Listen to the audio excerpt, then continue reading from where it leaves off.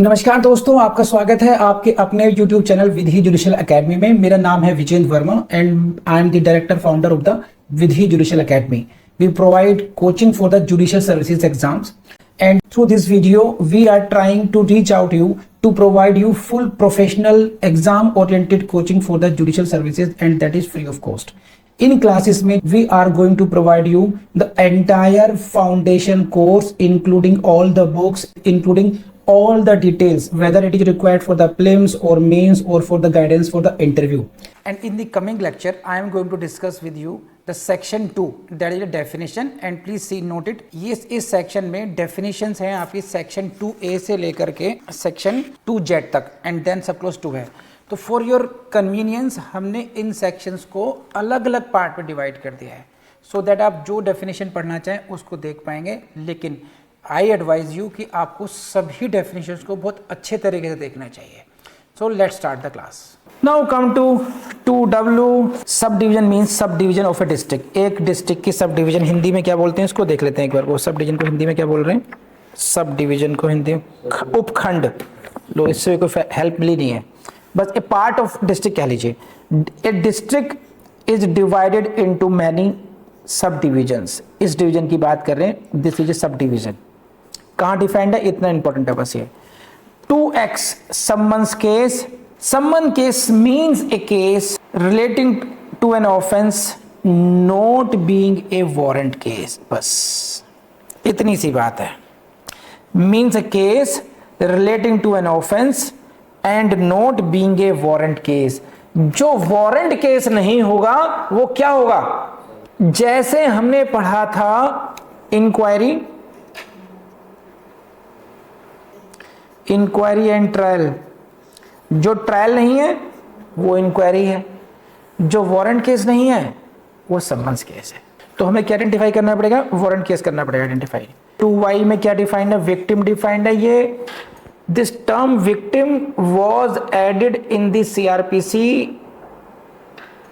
Wide an amendment. अब इसको incorporate कर दिया गया 2Y में। मेरा ख्याल है वो पहले डिफाइंड 2WA में था। हाँ, 2WA was the newly added section defining victim, और ये बहुत इंपॉर्टेंट है। Victim means a person, victim means a person who has suffered any loss or injury। ये तो देखिए implied ही है। Who has suffered any loss or injury caused by the reason of an act or omission for which the accused person has been charged। यहां पर इन्होंने ये word use नहीं किया, ऑफ एन ऑफेंस यूज नहीं किया इन्होंने, है ना। मीन्स ए पर्सन, विक्टिम को हिंदी में बोलते हैं पीड़ित।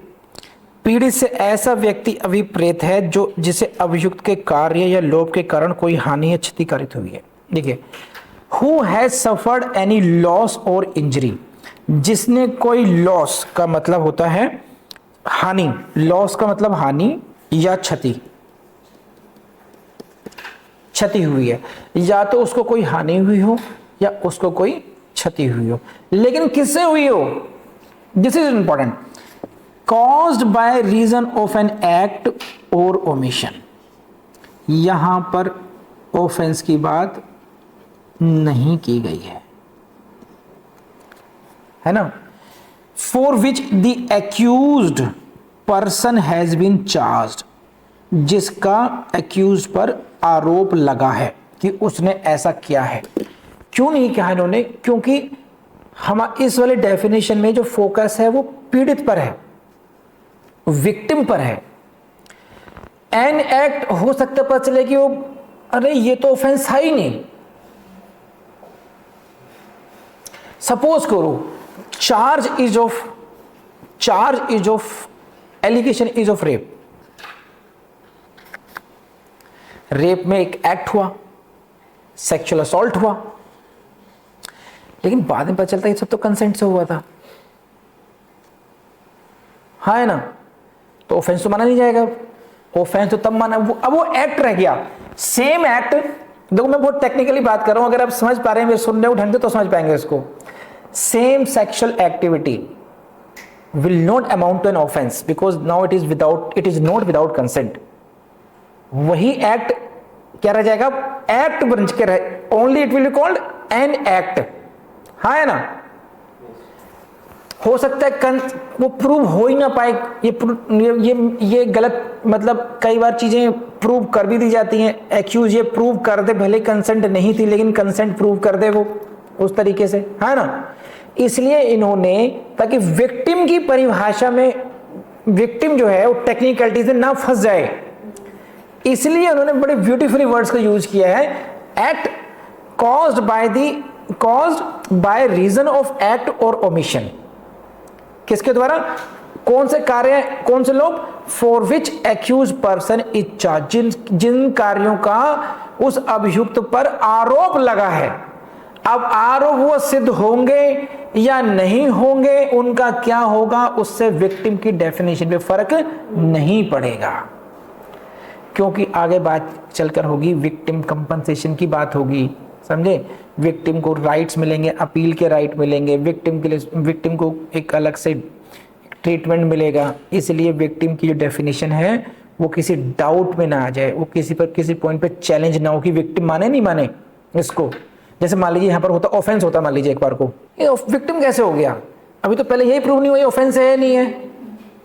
अब विक्टिम कहेगा मैं विक्टिम हूं, करे नहीं, तब तक तुम विक्टिम नहीं हो तक ऑफेंस प्रूव ना हो जाए।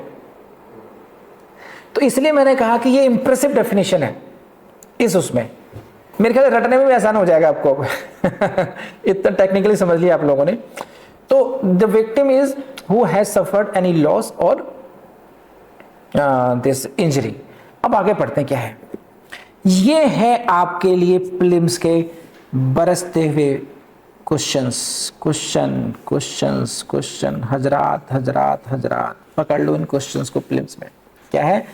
And the expression victims include, यही है, गार्जियन